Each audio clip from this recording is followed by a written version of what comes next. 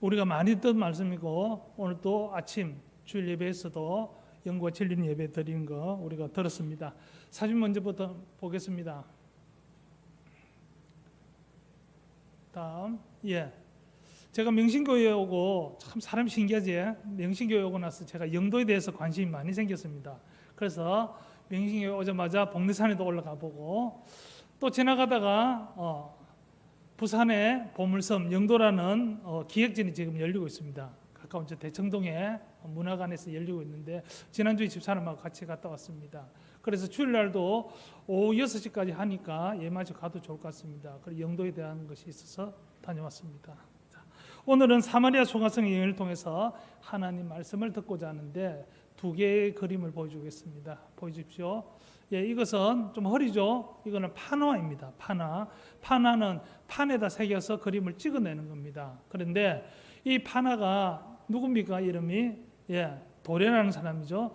이 사람은 성경 전체의 중요한 장면을 241장면을 판화로 다 만들었습니다. 대단한 능력이죠. 그 중에는 외경 21점도 포함되어 있습니다. 그 중에서 예수와 사마리아 여자에 대한 판화입니다. 다음 하나 봅시다. 이건 또 수채화입니다. 이 사람은 누굽니까? 티소라는 사람인데 예수 그리스도 삶을 전생에 350점의 수채화를 그린 사람입니다. 그래서 예수의 생애는 책을 만들었는데 우리나라에서도 작년에 예수 생애 책이 나왔습니다. 그래서 제가 이걸 보면서 자기가 가진 것을 이렇게 표현한다. 참 멋있는 삶이다 생각했습니다. 우리 각자도 각자 다를 겁니다. 각자 다른 삶의 영역에서 참 내가 가진 달란트로 하나님 영광을 드러내는 것 참 복되다 생각합니다. 다음, 먼저 질문으로 문을 엽니다. 첫 번째 질문, 수가성의 여인은 물을 기르러 놓은 시간 솔직하게 언제입니까? 목사님 뭐하러 물어봅니까? 정오죠. 그렇게 알고 있죠? 정오 맞습니다. 다음, 또 질문. 그렇다면 우리가 아는 대로 왜 사람이 없는 정오에 물을 기르러 나왔을까? 다 알고 있죠? 다 알고 있습니다. 안 그런 척 지금 그러고 있는데 저도 그래 알고 다 그래 있습니다. 그렇게 이제 시작을 해보겠습니다. 다음, 믿음의 여인들이라는 책이 있습니다. 2권짜리 책입니다. 성경 속의 여성들을 한데 모았고 많은 토론들도 있습니다. 참 좋은 책입니다. 그 중에서 1권에 있는 234페이지에서 235페이지에 있는 내용입니다. 수가성 여인에 관한 건데 글자 보이십니까? 같이 한번 읽어봅시다. 시작. 그녀는 마지못해 물 항아리를 어깨에 메고 쨍쨍 한낮의 태양 아래 수가에 먼지 덮인 길로 나섰다. 그녀는 정말 그곳에 가기 싫었지만 다른 도리가 없었다. 그녀는 너무 가난해서 하인을 둘 수가 없었으며 평판이 나빴기 때문에 좀 선해진 저녁 시간에 우물가에는 감히 갈 수조차 없었다. 그녀는 마을 사람들이 매일 물을 기르러 우물로 나가는 시간에 나가서 그들을 만나는 모험을 할 수가 없었다. 그녀는 부도덕한 생활로 여성의 순결을 포기했으며 매일 그 대가를 치르고 있었다. 그녀는 친구 하나 없는 버림받은 처지였다. 그것은 그녀가 살아온 생활의 결과였다. 그리고 조그마한 마을에서 그것은 특히 눈에 띄는 일이었다. 그녀는 아주 먼 곳에서부터 한 남자의 우물 곁에 앉아 있는 것을 보았다. 그렇게 먼 곳에서도 그녀는 그가 지쳐 있음을 알 수 있었다. 가까이 이르러서 그의 옷차림을 용모를 보고 그녀는 그가 유대인임을 알았다. 뭐가 은혜가 되는 것 같습니까? 우리가 익히 이렇게 알고 있죠. 이 내용 말고 다르게 혹시 알고 계신 분 있습니까? 없으면 없는 것으로 알겠습니다. 지난주 설교 먼 시간이 지나서 잘 기억 안 나겠지만 시아버지와 동침을 시도했던 다말, 그리고 오늘 5명의 남편이 있었다는 이 사마리아 여인의 정체성은 무엇일까? 우리가 알고 있기는 부정하고 음란한 여인 또는 비윤리적인 타락한 여인 등으로 알려져 왔습니다. 저도 그렇게 설교를 계속 듣고 있었습니다. 두 본문은 특별한 신학적 해석을 필요하지 않고 오늘날까지 대부분 비윤리적이거나 성적 타락의 내용으로 우리들은 이해하고 있습니다. 하지만 다말과 사마리아 여인을 계대결혼, 형사치수 제도로 이해한다면 이전에 있었과는 다른 결과를 우리는 초래할 수 있습니다. 칼빈을 비롯한 과거 개혁주의자들은 창세기 38장에 유다와의 동침을 시도한 다말의 행위를 성적 타락 혹은 범죄 행위로 전제하고 있습니다. 그래서 칼빈의 이러한 해석에 영향을 받은 한국교회 많은 목회자는 유다와의 동침을 시도한 이 다말을 성적 타락의 여인 또는 창녀로까지 매도하기도 합니다.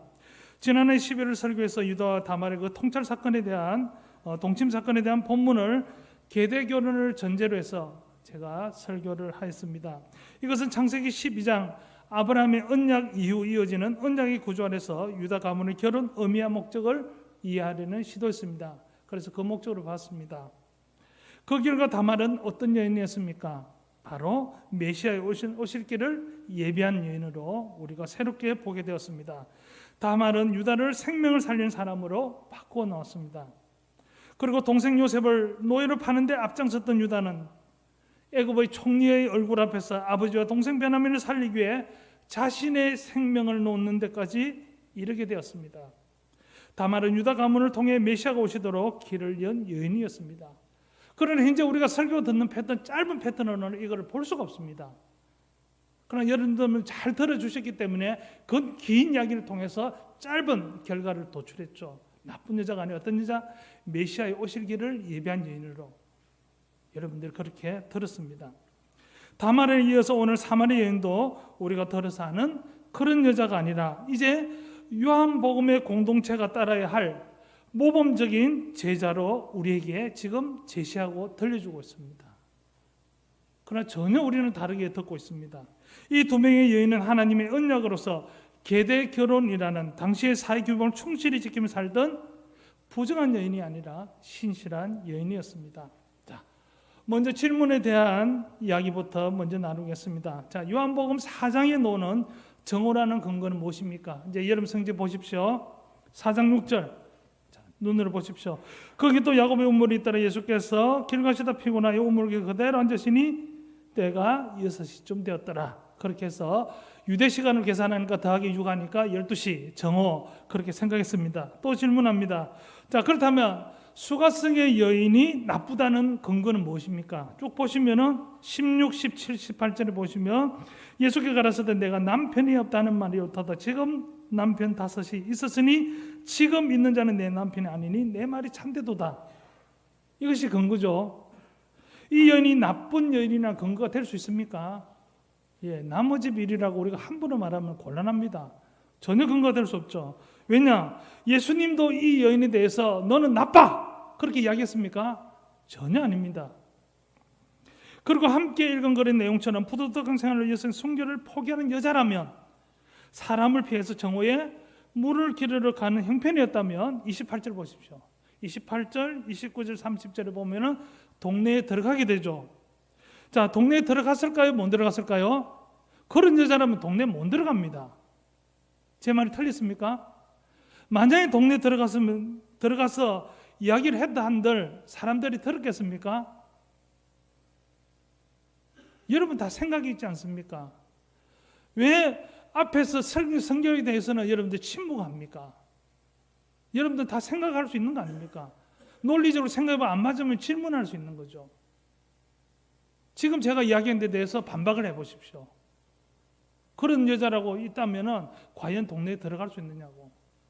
들어갔다 한들 사람들이 들어주겠느냐고. 잘못하면 맞아 죽겠죠. 우리가 복음서를 읽으면서 시간이 나오면 통상적으로 더하기 6을 합니다.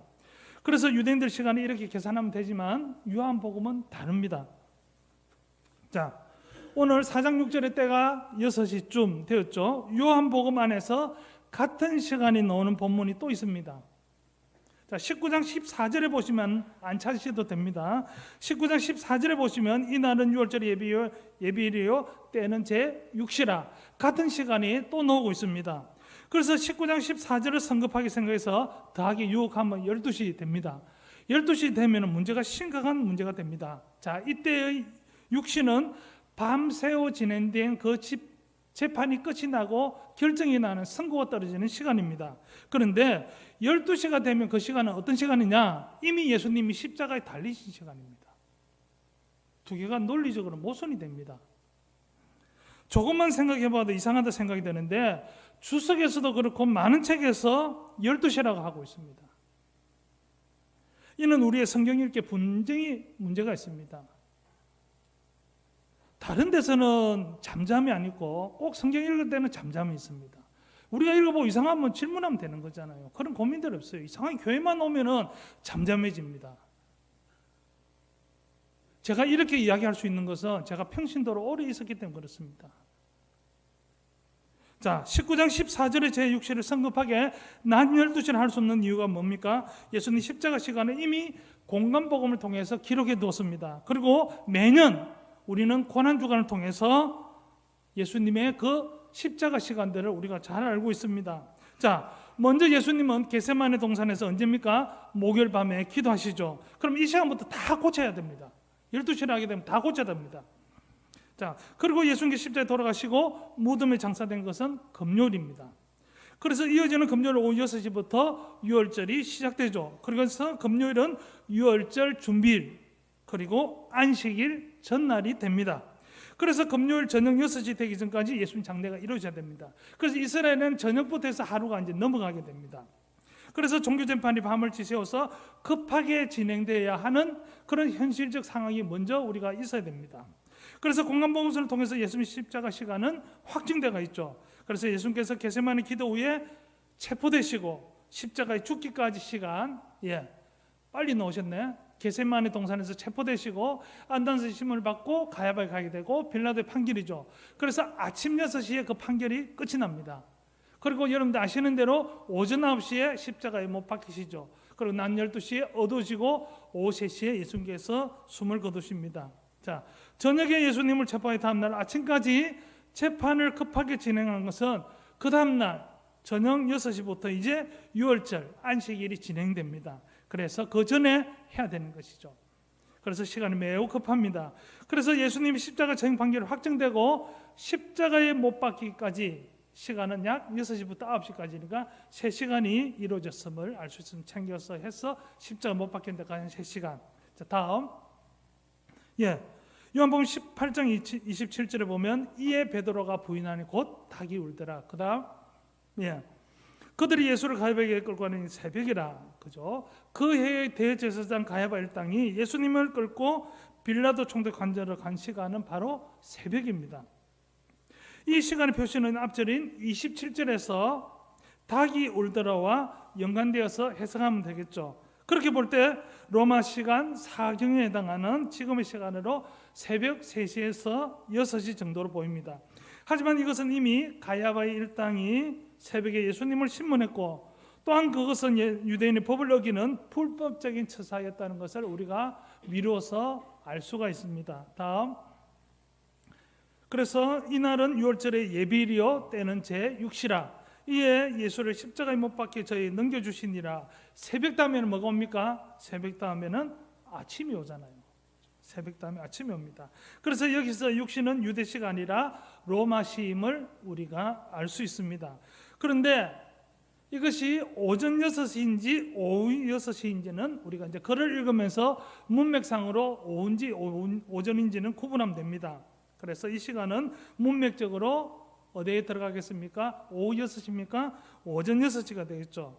자, 그렇다면 오늘 읽었던 본문에 나오는 6시는 수가성의 여인은 오후 6시에 물을 기르러 놓은 것으로 알 수 있겠습니다. 자, 예수님 당시 이스라엘에 사용되던 시간 체계는 두 가지입니다.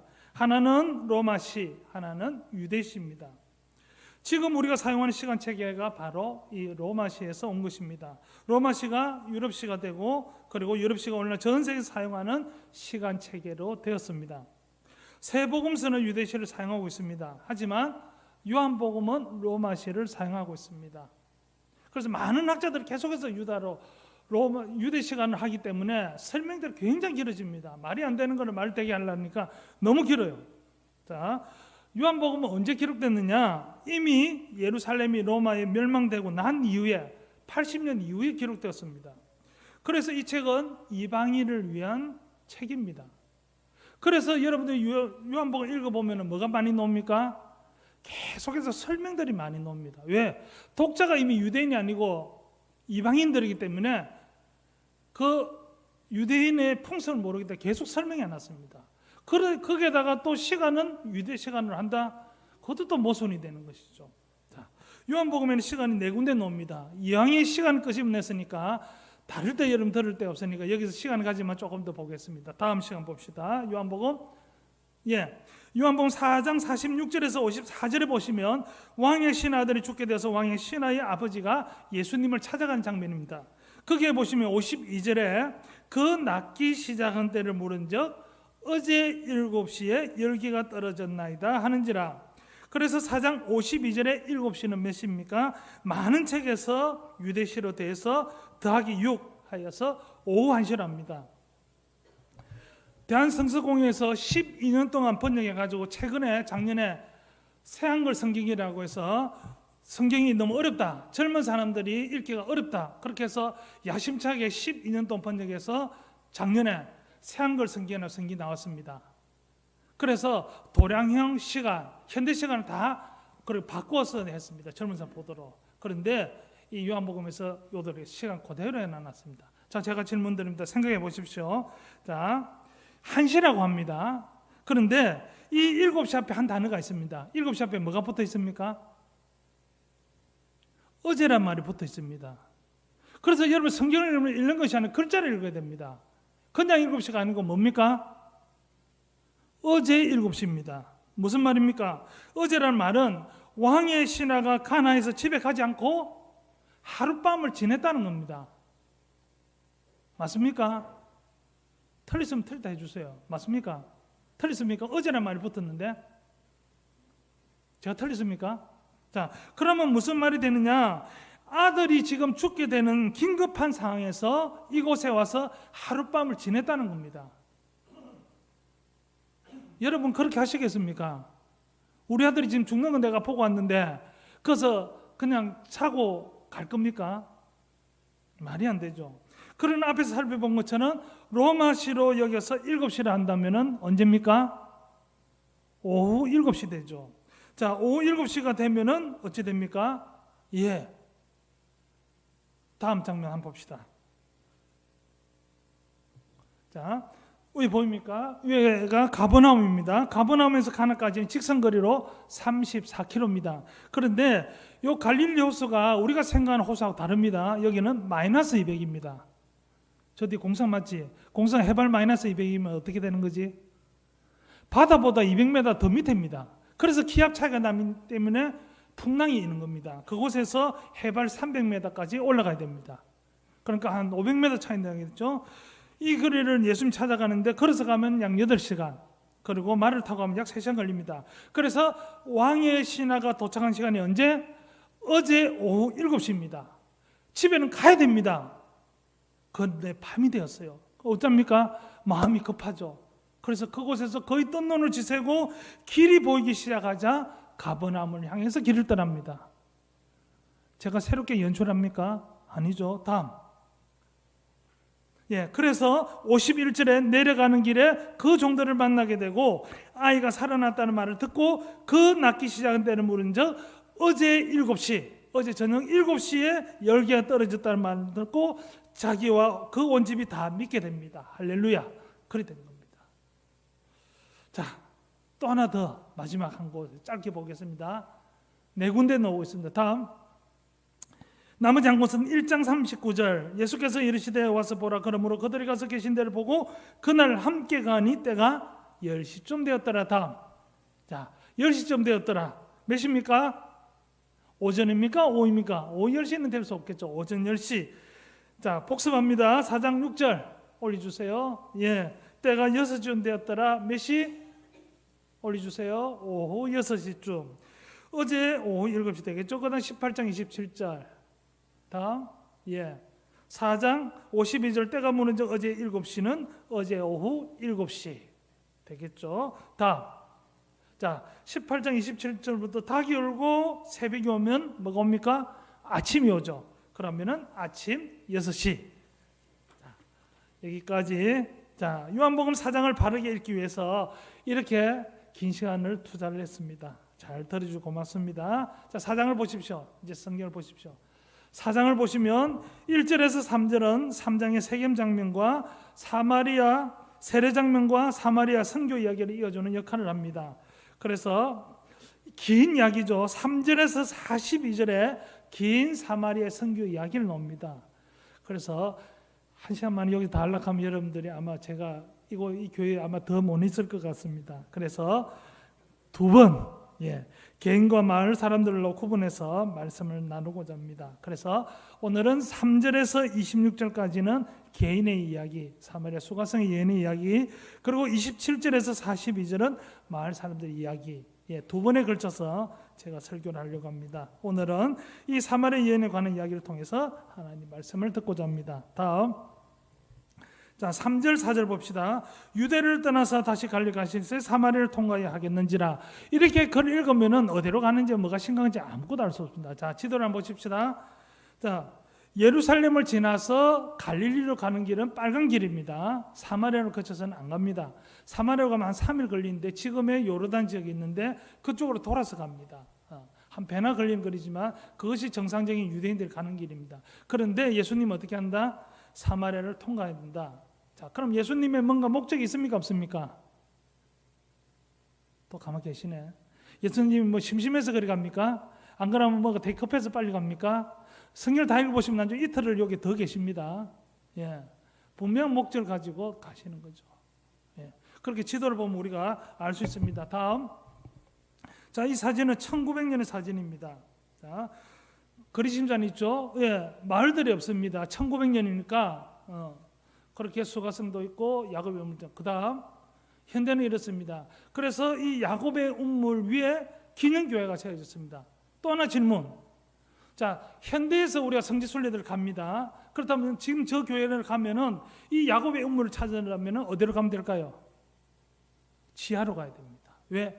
도시는 시간이 지나가면 자꾸 쌓입니다. 흙이 높아지죠. 그래서 항상 성지순례 가면 다 전부 저 지하로 내려가야 됩니다. 현대하고 안 맞습니다. 우리 광화문에도 여러분 있죠? 광화문 복원할 때 보면은 지금 그렇습니다. 그래서 복원을 말 못합니다. 왜?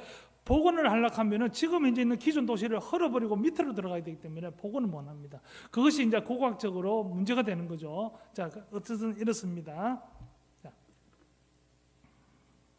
자, 모든 책의 저자는 일관성의 방식을 가지고 원칙을 가지고 책을 진술합니다.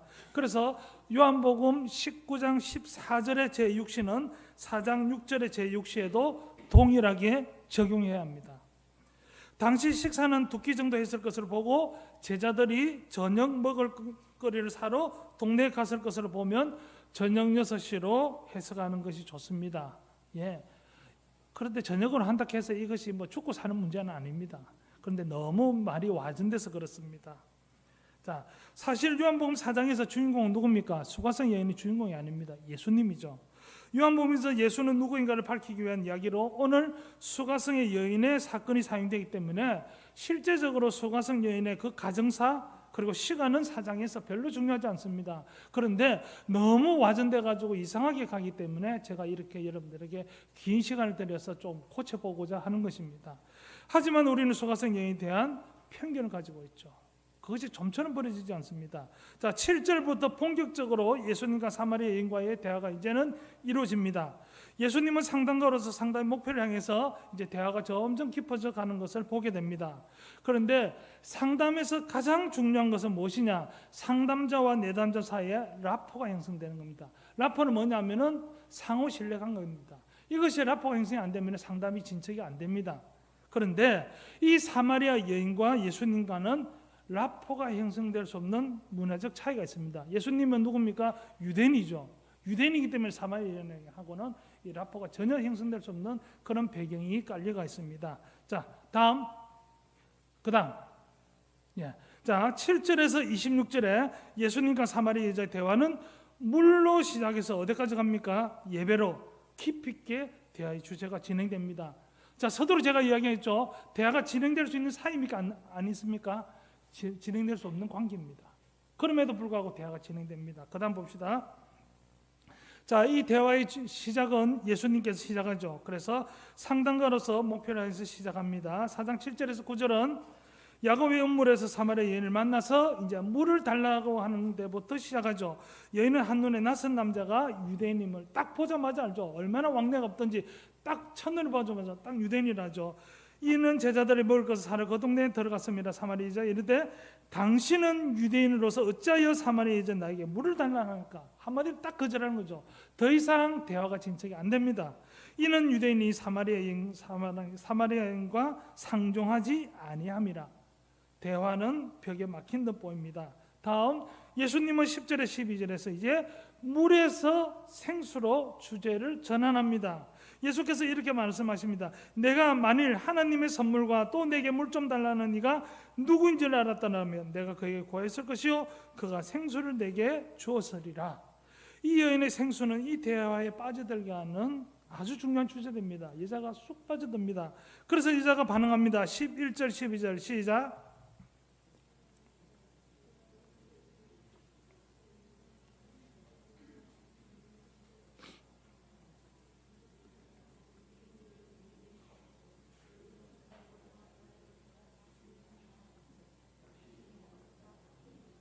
예.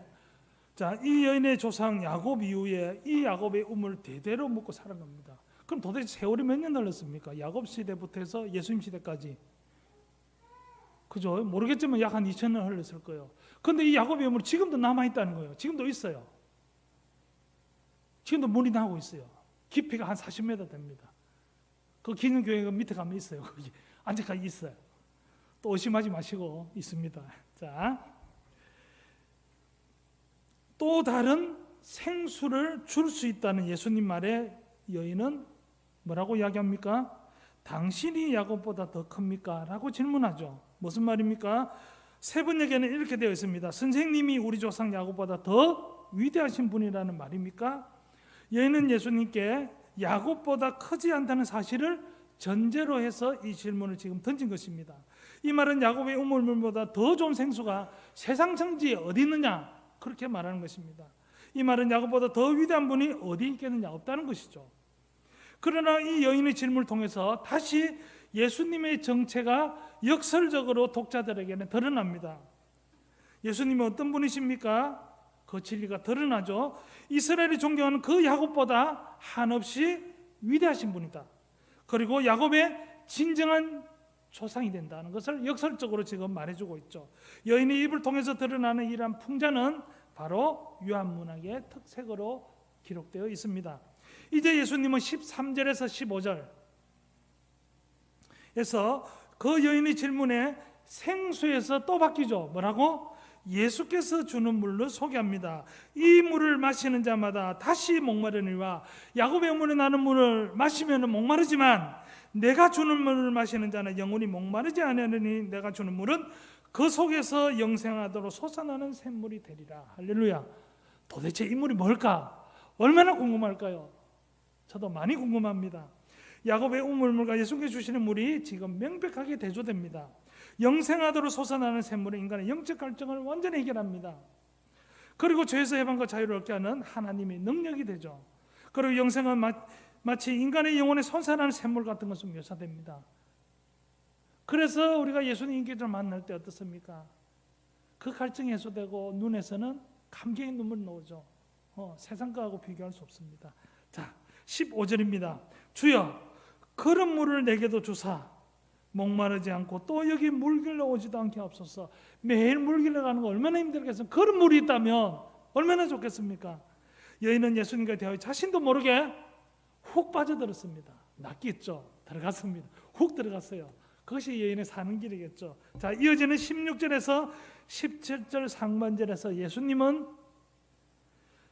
예수가 주는 물에서 뭐가 나옵니까? 이제는 남편으로 대하여 주제를 전환합니다. 이 여인의 관점에서는 어떻게 들리겠습니까? 남편을 불러와야 이러한 물을 줄 수 있는 것처럼 들릴 수도 있을 것입니다.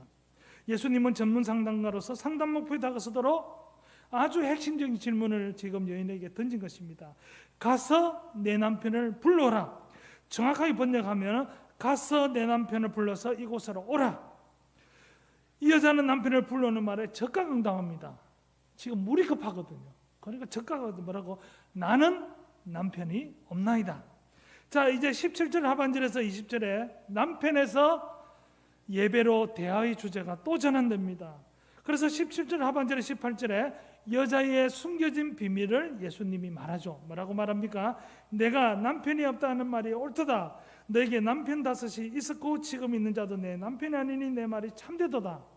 참되도다. 내가 이것을 정직하게 말했다.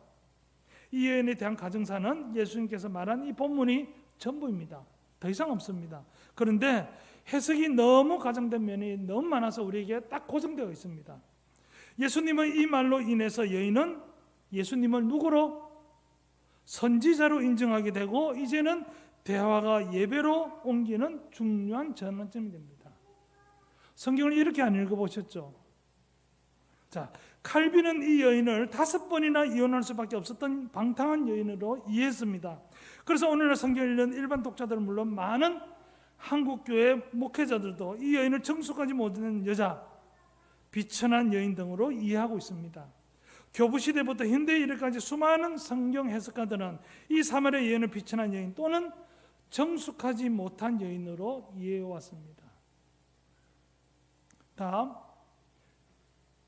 하지만 요한복음 4장의 내용은 이 사마리아 지역에 살고 있던 한 여인에게 모세의 율법인 계대결혼이 시행되고 있다는 전제 안에서 다음과 같은 3가지 질문과 함께 이해할 수 있습니다. 첫 번째, 사마리아 여인에게 남편 5이 있으나 지금 있는 남자는 그대의 남편이 아니라 말씀을 꺼낸 예수님의 의도는 무엇일까? 예수님이 왜 이 말을 꺼냈을까?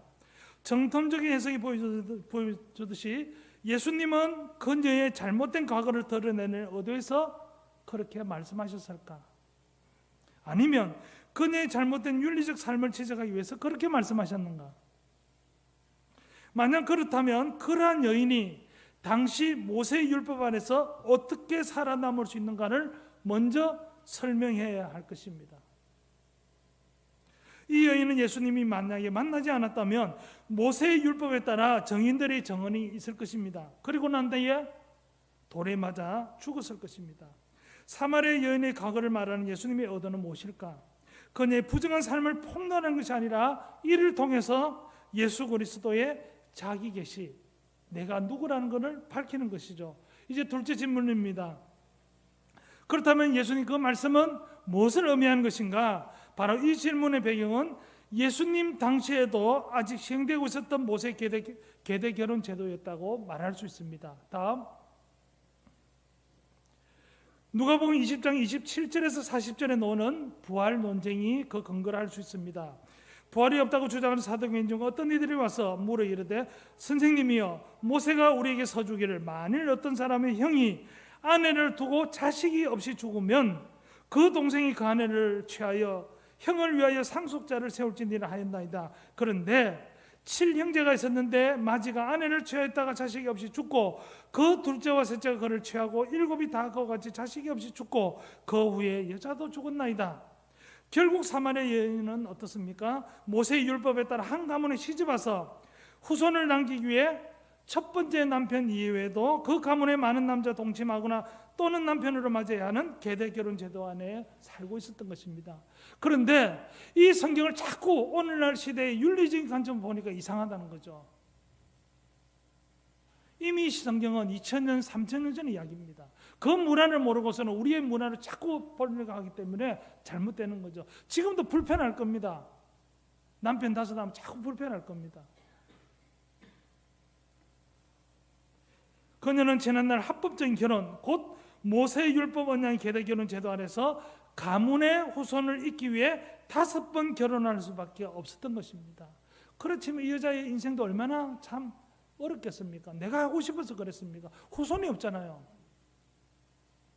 그게 내 잘못입니까? 내 남편이 죽는 것이 내 잘못입니까? 네. 자식이 없는 것이 내 잘못입니까? 그런데 오늘은 왜 그렇게 이야기를 합니까? 아마 올라가면 아마 여러분 이야기를 들을 겁니다. 아마 목사님들부터 제일 먼저 이제 이야기 들을 겁니다. 내가 그래 나쁜 여자가 이제 그렇게 물을 겁니다. 자, 셋째 질문입니다. 그렇다면 5명의 남편이 있었던 이 사마리아 여인의 정체성은 무엇일까? 이후 예수님과 대화를 통해서 그 정체성은 이제 드러나게 됩니다. 여자의 숨겨진 비밀을 말하는 예수님이 여인이 보기에 뭐 같았습니까? 선지자 같았습니다. 이제 이 여인의 예수님은 더 이상 유대인이 아니었습니다. 야곱보다 더 위대한 분도 아니었습니다. 무엇입니까? 자신의 영적 갈증을 해결해 줄 예언자로 그에게 보였습니다. 여러분들은 어떠한 영적 갈증으로 목말라고 계십니까? 그래서 누구한테도 물을 수 없었던 질문을 이제 예수님께 하게 되겠죠. 답. 저기가 수가성 있는 동네입니다. 아마 여기서 예수님 만나서 아마 저 있는 거리심산을 가르치면서 지금 분위기가 그렇게 이야기할 겁니다. 주여, 내가 보니 선지자 조상이다. 우리 조상들은 이 산에서 거리심산 가르치면서 합니다. 이 산에서 예배했는데 당신들의 말은 예배할 곳이 예루살렘에 있다 하더이다. 이제 예수님의 상담은 목표에 이르게 되었습니다. 물에서 시작했죠. 물에서 시작한 예수님의 그 질문이 이제는 여인의 예배에 관한 질문에까지 이르게 되었습니다. 그리고 여인의 정체성이 드러나게 되죠. 이 여인은 누구입니까? 사마리아인들의 전통에 따라서 거리심산에서 예배를 드리며 메시아를 기다리고 있던 예배자였습니다.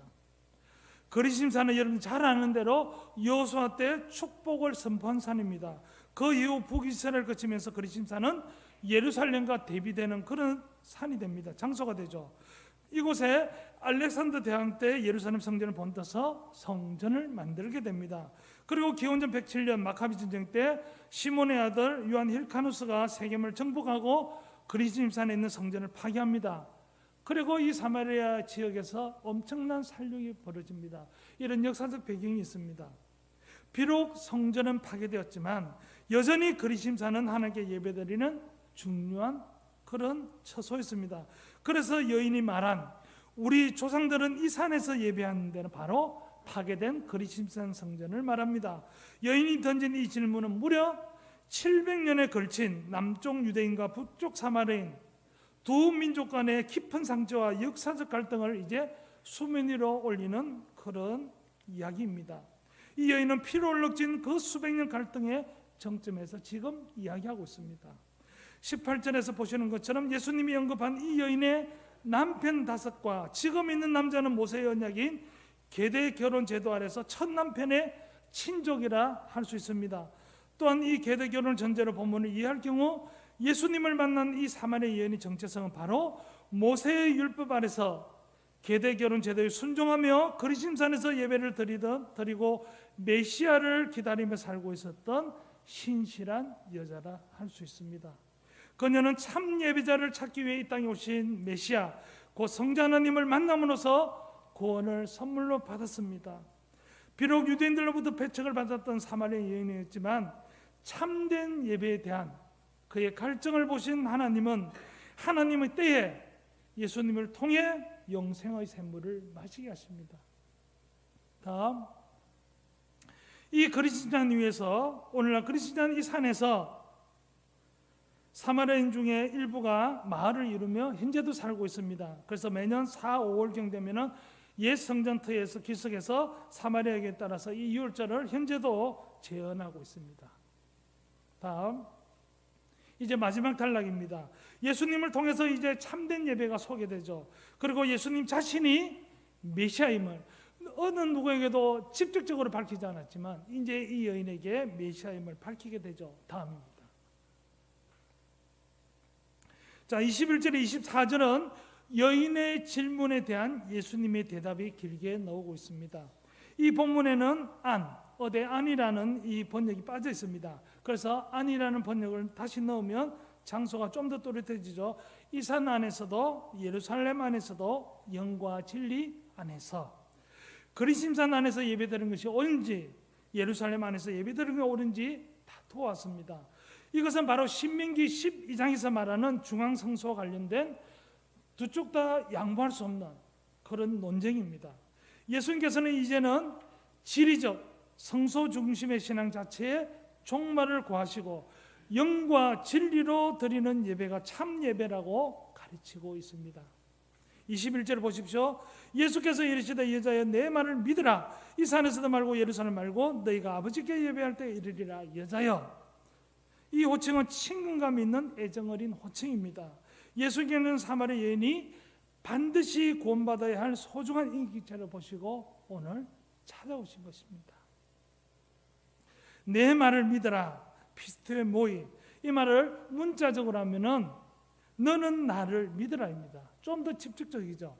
믿다라는 의미 동사 피스토. 이 말은 신뢰를 뜻하는 용어입니다. 특별히 사람이 예수 그리스도를 영접하는 그 믿음에 대해서 사용하는 용어입니다. 예수님을 믿는다는 것은 무엇입니까? 그분이 하나님의 보내신 메시아라는 사실을 믿는 것이고 죽음에서 생명을 옮겨주실 것이라는 사실을 믿는 것입니다. 예수님께서는 이 여인에게 자신을 믿으라고 명함으로써 영혼이 목마르지 아니할 영생의 복을 허락하시고자 하셨습니다. 22절입니다. 너희는 알지 못하는 것을 예배하고 우리는 아는 것을 예배하노니 이는 구원이 유대인에서 남이라. 너희와 우리를 비교하여 말합니다. 너희는 누굽니까? 너희는 알지 못하는 것을 예배하고 우리는 아는 것을 예배한다고 말하고 있습니다. 사마리아인들이 하나님에 대한 바른 예배를 드리지 못하고 있음을 말하고 있죠. 구원은 오직 유대인의 후손으로 태어나는 예수님을 통해서만 가능합니다. 하나님은 유대인들에게 말씀을 맡기셨고 그들에게서 예수 그리스도가 나게 하셨습니다. 창세기 3장 15절에 예언하신 여인의 후손으로 오셨습니다. 23절입니다. 같이 읽습니다. 시작.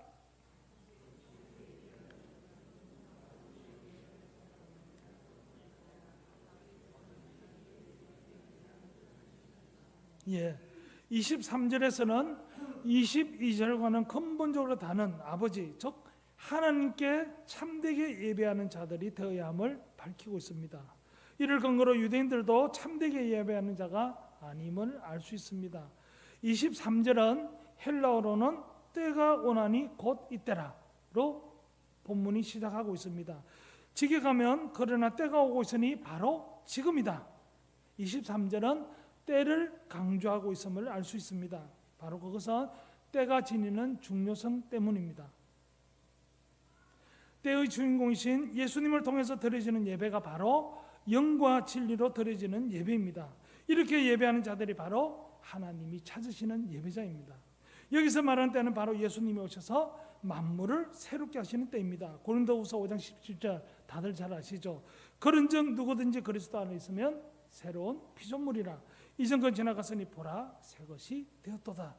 요한복음 바로 가나에서의 첫 표적 이후 문학적인 구조 속에서 만물을 새롭게 하시는 그 예수님을 만나게 됩니다. 그래서 공간복음은 예수님 생애와 말씀에 집중했다면 이제 요한복음은 예수님의 어떤 분이신지를 드러내는데 초점을 맞추고 있습니다. 그래서 이 점이 문학적인 구조에 잘 반영되어서 우리들에게 말해주고 있습니다. 특별히 요한복음에는 예수님이 어떤 분이실까? 에고 에이미, 나는 무엇이다 라는 7개의 선을 통해서 밝히고 있습니다. 바로 이것을 예수님의 자기 계시라고 말합니다. 이 에고 에이미는 출애굽기 3장 14절에서 하나님 모세에게 나는 스스로 있는 자입니다 라고 밝히는 말하고 같은 말입니다. 그리고 7개의 표적을 통해서 예수님이 누구신지를 밝히고 있습니다.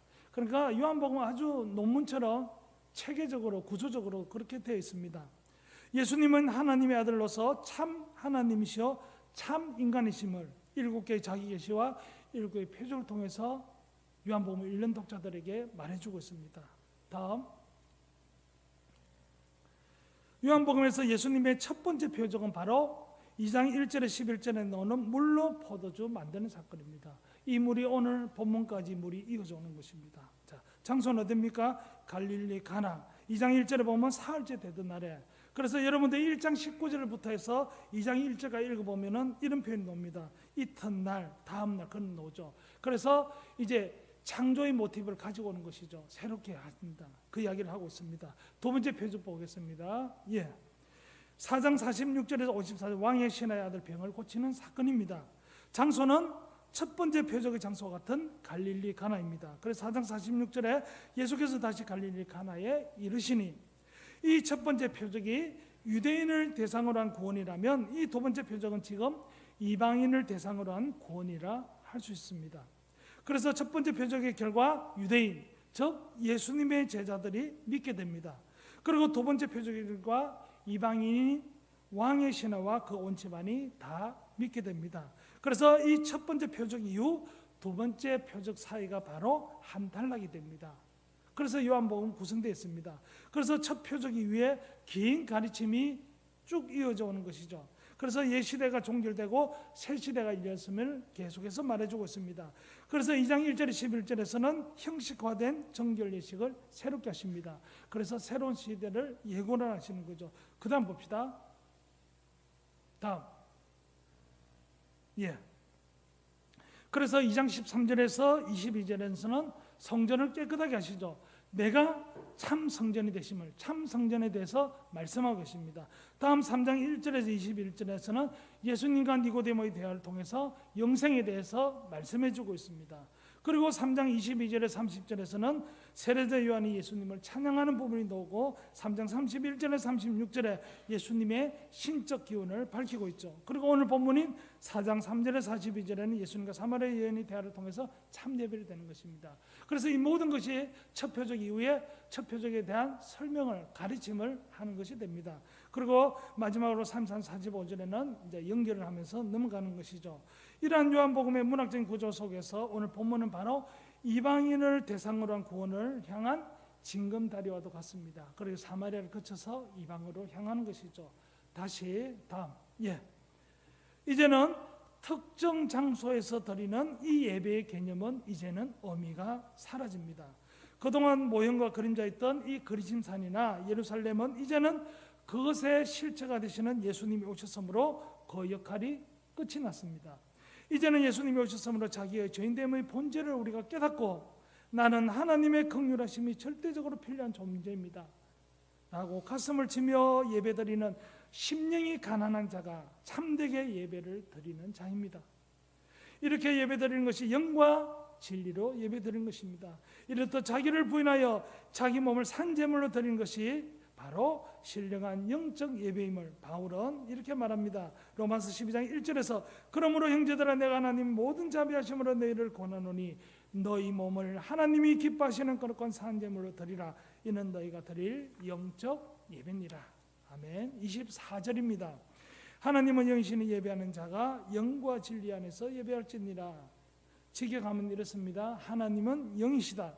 그래서 그를 예배하는 자들은 영과 진리 안에서 예배해야 한다. 예배가 무엇인지 그리고 어떻게 드려야 하는지 대상은 누구인지를 밝히고 있습니다. 예배 대상은 누구십니까? 바로 하나님이십니다. 4장 21절에 아버지께 예배할 때가 이르리라. 바른 예배는 바로 영과 진리로 드리는 것입니다. 요한은 요한일서 1장 5절에서 하나님은 빛이시다. 요한일서 4장 7절에서는 하나님은 사랑이시다.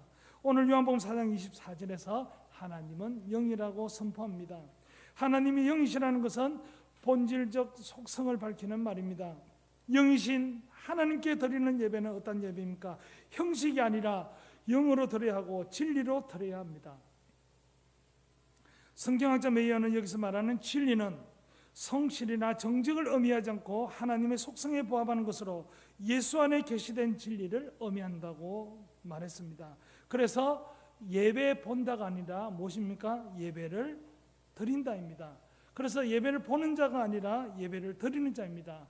예배 인도자, 설교자, 찬양대원, 안내자, 헌금위원 모두를 예배를 돕는 사람이 아니라 예배자입니다. 저도 설교를 하지만 저도 예배자입니다. 예배를 용어도 우리가 선별해야 합니다. 결혼 예배, 장례 예배, 회감 예배, 축하 예배는 바른 용어가 아닙니다. 가끔씩 이런 것이 보입니다. 결혼 예식, 장례 예식, 회감 예식, 축하식으로 바꿔야겠죠. 왜요? 용어 선택에 따라 예배의 대상이 사람이 될 수도 있고 행사가 될 수가 있습니다. 돌잔치가 예배의 대상이 될 수가 있습니다. 코로나가 예배 지형을 바꿨습니다. 온라인이나 인터넷 예배, 보는 예배입니다. 보는 예배를 강조하거나 예찬하는 것은 잘못입니다. 그러나 시대 변화에 둔감할 필요는 없지만 민감한 반응도 우리가 조심해야 합니다. 예배 형식은 변할 수 있지만 우리가 본질은 지켜야 합니다. 영원히 예배 받으실 분은 오직 하나님이십니다. 우리 인간은 예배자가 되어야 됩니다. 놓치면 곤란합니다. 그러니까 여러분들이 담임 목사님을 위해서 계속해서 여러분 기도해 줘야 됩니다. 잘못하면 담임 목사님이 하나님 될 수가 있습니다. 오늘 아침에 아픈 이야기 들으셨죠? 자칫하면 목사가 하나님 될 수 있습니다. 그리고 영과 진리로 바른 예배를 드려야 합니다. 더 중요한 것은 뭡니까? 날마다 삶을 통해 산제사를 드리는 겁니다. 그러니까 여기서 여러분 예배 드려서 예배 끝나는 것이 아니라 이제 여러분 예배는 어디로 이어집니까? 내일부터 삶의 자리에 이어지는 거죠. 그렇게 해서 삶의 예배를 드리고 다음 주 또 와서 함께 또 예배 드리는 것입니다. 2026년 첫 주 담임 목사님의 설교를 적용하면 말씀을 따라 드리는 예배가 바로 영과 진리로 드리는 예배입니다. 능력 주시는 자 안에서 드리는 예배가 바로 영과 진리로 드리는 예배입니다. 하나님이 찾으시는 참된 예배자에 대한 말씀을 듣는 여인의 반응은 놀랍습니다. 25절입니다. 자, 25절 여자가 뭐라고 합니까? 시작.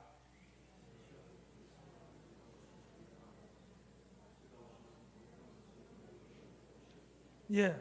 자, 이 요한복음 4장을 조금 위에서 보면은 뭐가 보입니까? 요한복음 3장도 보이고 5장도 보입니다. 자, 3장 1절에 이렇게 적혀 있습니다. 3장 1절 그런데 바리새인 중에 니고데모라는 사람이 있으니 유대인의 지도자라. 자, 이 여인의 반응, 3장의 거듭남에 대한 니고데모 반응 잘 아시죠? 비교해 보십시오. 여인은 어떤 여인입니까? 구원과는 거리가 멀다고 생각하는 사마리아 사람입니다. 근데 니고데모는 누굽니까? 바리새인 중에 유대인의 지도자, 즉 산헤드린 공회원입니다. 조금 심하게 말하면 오늘날 총회장일 수도 있습니다. 그런데 니고데모는 진리를 깨닫지 못한 유대주의적 귀족층을 대표하는 인물이라 할 수 있습니다. 목사인 제가 니고데모일 수 있습니다. 여러분은 사마리아 여인입니까? 니고데모입니까? 나의 신앙이 질문이 없다면, 그리고 그 답을 찾기 위한 기도의 몸부림이 없다면 나는 진리를 깨닫지 못한 니고데모일 수 있습니다. 여러분은 이런 차이가 왜 일어난다고 생각하십니까? 저는 설교를 준비하면서 고난과 간절함의 차이가 아닐까 생각해 보았습니다. 바울은 선교의 과정에서 겪는 고난을 감사하게 받아들였습니다. 그 고난은 바로 하나님의 은혜가 머무르게 하는 자리이기 때문입니다. 우리가 복음서를 읽으면서 아는 것은 유대의 종교 지도자들은 예수님을 배척했습니다. 더 나아가서 죽이려 했죠. 결국은 죽였습니다. 참빛 곧 세상에 와서 각 사람에게 비추는 빛이 있었나니 그가 세상에 계셨으면 세상은 그로 말미암아 지음받았을 때 세상이 그를 알지 못하였고 자기 땅에 오매 자기 백성이 영접하지 않았다고 요한복음은 서문에서 밝히고 있습니다. 복음서에서는 어느 사람에도 예수님은 내가 누구다라고 직접적으로 밝히지 않았습니다. 구원과 거리가 멀다고 외면했던 이 사마리아 여인의 답변을 들고 예수님은 자신의 정체성을 직접적으로 그렇게 밝히고 있습니다. 26절입니다. 내게 말하는 내가 그라 에고 에이미. 요한복음에서 처음으로 나는 무엇이다, 에고 에이미라는 문장 형식을 사용하고 있습니다. 이 에고 에이미, 나는 무엇이다, 이것은 바로 요한복음에서 예수님께서 자신을 소개하는 그런 계시 문장 형식입니다. 그래서 이 요한복음에서는 이 에고 에이미, 이 문장이 무려 177번이나 기록됩니다. 그래서 이 요한복음이 왜 기록되었는지는 이를 통해서 우리가 잘 알 수가 있습니다. 여인을 세심하게 격려하시는 예수님, 그리고 용기 있게 질문하는 여인이 참 아름답습니다. 25절에서 여인은 메시아를 언급합니다. 이어지는 26절에서 예수님을 다른 어느 곳에서도 자신이 누구인지 직접적으로 밝히지 않았지만 유대인들이 상종하지 않는 이 사마리아 여인이 그렇게 기다리던 메시아임을 직접 밝히고 있습니다. 오늘 본문에서 드러난 이 사마리아 여인은 요한복음의 공동체가 따라야 할 모범적인 제자로 우리에게 소개하고 있습니다. 오늘 본문은 갈릴리와 예루살렘과 비교해서 우리들에게 큰 울림을 주고 있습니다. 유대인으로서는 듣기가 거북할 수도 있습니다. 우리 교회 내에서도 겉으로 드러나는 신앙의 모습이 진실이 아닐 수 있음을 우리에게 말해줍니다. 마치 유대인과 같이 진리를 깨닫지 못한 채 나는 구원에 자신 있다고 말하는 목사가 있을 수 있습니다. 그러나 드러나지 않지만 참된 예배를 갈망하며 하나님 앞에 몸부림치며 기도하는 심령이 가난한 자가 있을 수 있습니다. 예수님께서는 이 여인을 만나신 이 이야기를 통해 우리는 복음이 어떻게 장벽을 허물고 삶을 변화시키고 참된 예배로 가는 길을 보여주는지 우리들이 보게 됩니다. 예수님께서 구원하지 못할 사람은 없다는 것도 우리에게 알려주고 있습니다. 예수님의 복음의 가장 핵심이 누구든지 그를 믿는 자는 멸망하지 않고 영생을 얻을 수 있음을 가르쳐 줍니다. 동시에 그를 믿지 않는 자는 멸망한다는 것도 우리가 알 수 있습니다. 참된 예배는 무엇입니까? 물리적인 장소에 달려있지 않습니다. 진리로 이끄시는 영 안에서 예배하는 진실한 마음에 달려있습니다. 예수님께 주시는 생수는 인간의 영적 갈증을 해소할 수 있는 영생하도록 솟아나는 샘물입니다. 복음은 편견을 초월하고 서로 다른 민족과 문화를 그리스도 안에서 하나로 묶습니다. 그래서 그 결과 삶의 변화가 일어나고 지역사회에 영향을 끼칩니다. 그것이 바로 하나님의 나라입니다. 그곳에서 생명이 살아납니다. 그곳에 드린 예배가 하나님이 기뻐하시는 참된 예배입니다. 오늘 사마리아 여인을 통해서 참된 예배를 드리는 예배자 되길 하나님 말씀하십니다. 이 시간 잠잠히 같이 기도했으면 좋겠습니다. 나는 어떠한 사람인가? 나는 오늘도 그 참된 예배를 하나님 드리고 있는가? 나는 오늘도 사마리아 여인처럼 영적 갈증을 가지고 있는가? 오늘 함께 묵상하시면서 들었던 말씀 생각하시면서 함께 기도하며 나가겠습니다.